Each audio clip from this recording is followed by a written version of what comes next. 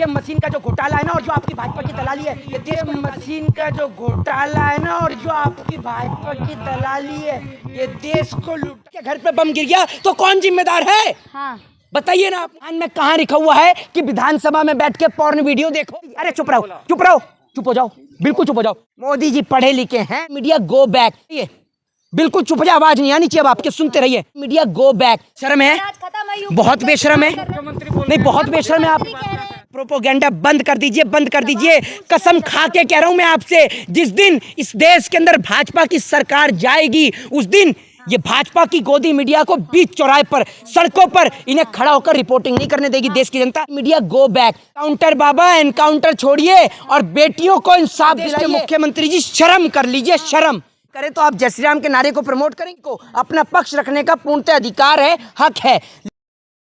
ये डर और दहशत उत्तर प्रदेश के वकीलों के मन में बैठाने की कोशिश की जा रही है। वो वकील जो इंसाफ की लड़ाई लड़ते हैं, आपको पता है कि हर एक व्यक्ति को अपना पक्ष रखने का पूर्णतः अधिकार है, हक है।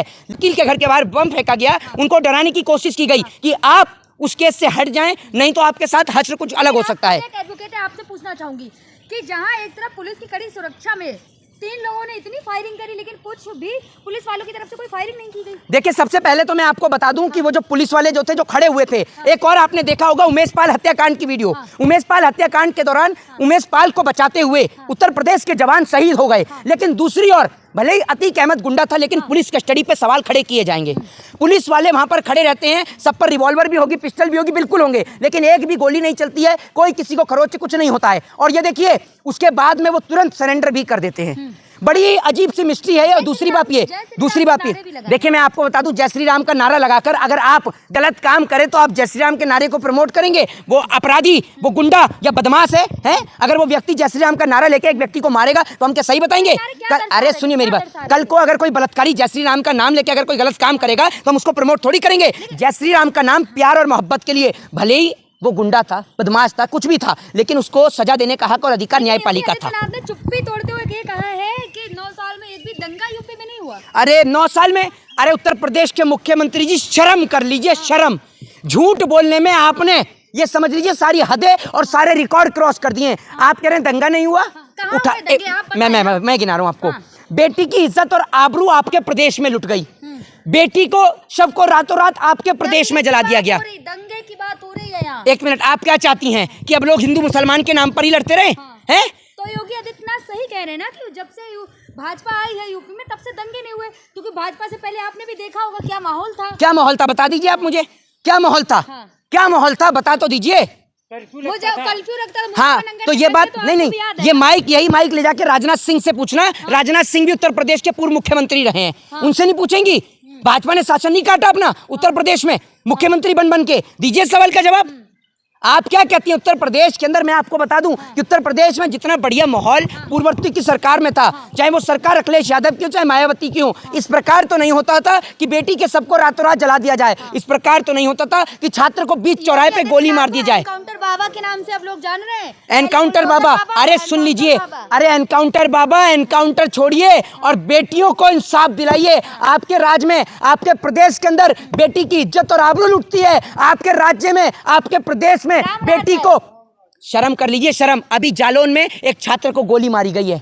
गुंडों के हौसले बुलंद हो गए हैं। प्रदेश में जनता डर रही है, डर से भयभीत है, घबरा रही है। जश्न मना रही है जिन लोगों ने अतीक अहमद को मारा, उन लोगों के लिए। हाँ, वो देशभक्त है ना, वो देशभक्त है जिन्होंने अतीक, एक मिनट, पटाखे छोड़ रहे हैं। एक बात आप मुझे बताइए, 2 गुंडों को मारने के लिए आपने प्रदेश में और 3 गुंडे पैदा कर दिए। आप सोचिए, उन्होंने अतीक अहमद का मर्डर किया है, अतीक अहमद को मारा है, तो यानी उन्होंने अतीक अहमद की जगह ले ली। कल को वो जेल से बाहर निकलेंगे तो वो सबसे बड़े माफिया होंगे, सबसे बड़े गुंडे होंगे। ये सोचिए ना आप। दूसरी बात सुनिए, जिस दिन अतीक अहमद का मर्डर होता है उसके बाद से अपराधियों के हौसले बुलंद होने शुरू हो जाते हैं। तभी जालौन में बीच चौराहे पर एक बेटी स्कूल से आ रही होती है, एक छात्र को गोली मार दी। यूपी अपराध मुक्त। अरे बड़ी बेशरम है, बहुत बेशरम है। नहीं, बहुत बेशरम है आप, हैं? नहीं, बहुत बेशरम है आप। क्या कह रहे हैं? नहीं, एक बात आप मुझे बताइए।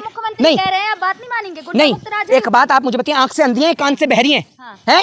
आंख से अंधी है, कान से बहरी है? दिखाई भी देता, सुनाई भी देता, और आप पत्रकार नहीं, नहीं, सुन लीजिए, ये सुन लीजिए, मेरी बात सुनिए। अरे मेरी बात सुनिए, मेरी बात सुनिए। किससे?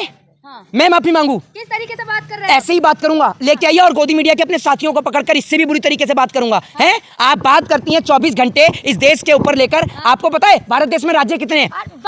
कितने मुद्दा छोड़, अरे मुद्दा छोड़, कितने कितने राज्य हैं? अतीक अहमद की बात हो रही, मुद्दे पे बात नहीं नहीं, एनसीआरबी की रिपोर्ट के मुताबिक सुन लीजिए। मुद्दे पे मुद्दे पे बात हो रही, मुद्दे से ना भटकाए। जवाब नहीं पता तो मुद्दे से भटका। अच्छा अच्छा, जवाब पता? तो जालौन के अंदर नहीं मारी बेटी को गोली?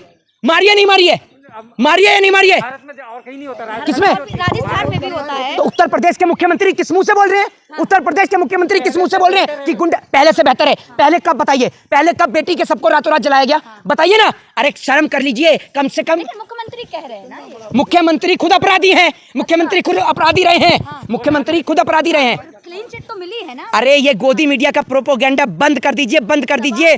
कसम खा के कह रहा हूं मैं आपसे, जिस दिन इस देश के अंदर भाजपा की सरकार जाएगी उस दिन ये भाजपा की गोदी मीडिया को बीच चौराहे पर, सड़कों पर इन्हें खड़ा होकर रिपोर्टिंग नहीं करने देगी देश की जनता। आज लिख के दे रहा हूं, ये जो अर्नब अमीश अरे भड़का रहे हैं, आप पे भी कार्रवाई होगी। हिंसा की बात नहीं कर रहा हूं मैं, सुन लीजिए, हिंसा की बात नहीं कर रहा हूं। मैंने कहा आपको रिपोर्टिंग नहीं करने दी जाएगी का मतलब ये है कि आपको कहीं भी किसी भी चौराहे पर अगर आप माइक लेके पहुंचेंगे तो देश की जनता वहां खड़ी हो जाएगी और नारे लगाएगी, गोदी मीडिया गो बैक, जाती मीडिया गो बैक, जाकर फिर ना मोदी जी का इंटरव्यू लीजिएगा। अभी ये इतने बेशर्म लोग हैं कि मीडिया का काम पता है क्या है? मीडिया का काम सच्चाई प्रदर्शित करने का है, लेकिन आप जानते हैं इस टाइम पर मीडिया को काम ये दिया हुआ है कि कैसे भी करके अगर कोई भी, चुप हो जाइए, चुप हो जाइए, बिल्कुल चुप हो जाए, आवाज नहीं आनी चाहिए अब आपके, सुनते रहिए।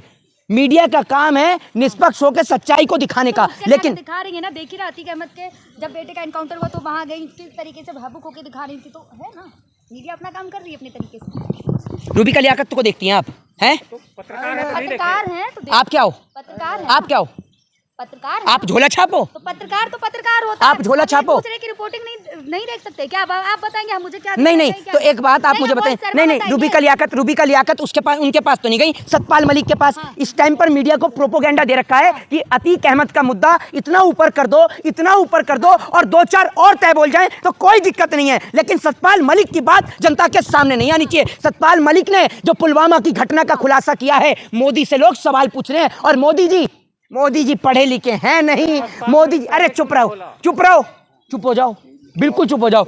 मोदी जी इस टाइम पर, मोदी जी को लेकर सतपाल मलिक ने खुद कहा है, उन्होंने कहा कि पुलवामा के अंदर जवानों के लिए हेलीकॉप्टर मुहैया कराइए, उनको फ्लाइट के जरिए भेजा जाए, लेकिन नरेंद्र मोदी नहीं भेजे, क्योंकि विदेशी यात्रा पर यह आदमी इतना पैसा खाता है कि जवानों के लिए कुछ है ही नहीं, अपने मित्रों को बांटने में लगा हुआ है कि जवानों के लिए कुछ है ही नहीं। मलिक ने इतना बड़ा खुलासा किया, पहले नहीं किया और अब भी भाजपा में है।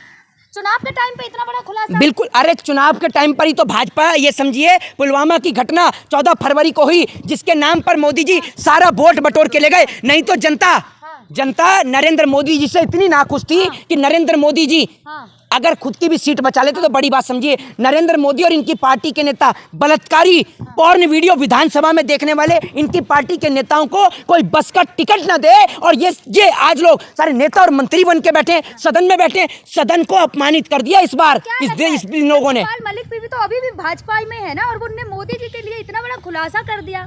भाई मेरी बात आप सुनिए, सुन लीजिए। संवैधानिक तरीके से भाजपा काम करती कि अभी तक कोई सत्यपाल मलिक से किसी ने कुछ नहीं कहा, और उन्होंने अपनी संवैधानिक तरीके से काम करती है। संविधान में कहाँ लिखा हुआ है कि विधानसभा में बैठ के पॉर्न वीडियो देखो? बताओ ना।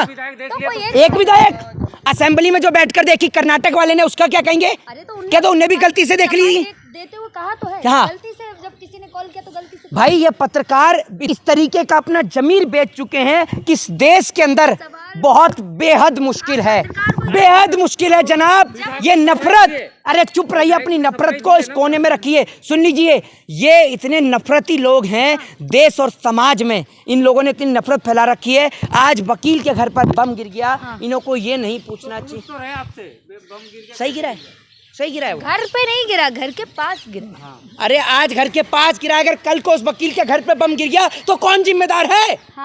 बताइए ना आप क्या मुझे। कहना चाह रहे हैं आप? खुल के कहें ना। मैं चाहता हूं कि उत्तर प्रदेश में राष्ट्रपति शासन लगे और मुख्यमंत्री अपना इस्तीफा दे, क्योंकि प्रदेश को उस मुख्यमंत्री की जरूरत नहीं जिस प्रदेश के अंदर वकील के घर के पास बम गिरे, जिस प्रदेश में बहन बेटी के सबको रातों रात जला दिया जाए, और जिस प्रदेश में बलात्कारी से प्यार करती है, आप कह रहे हैं वो कुर्सी छोड़ दें, इस्तीफा दे दें, क्या बात कर रहे हैं? अगर वो बेटी आपके घर की होती है हाथरस की जगह, क्यों ना जाए? क्यों ना जाए?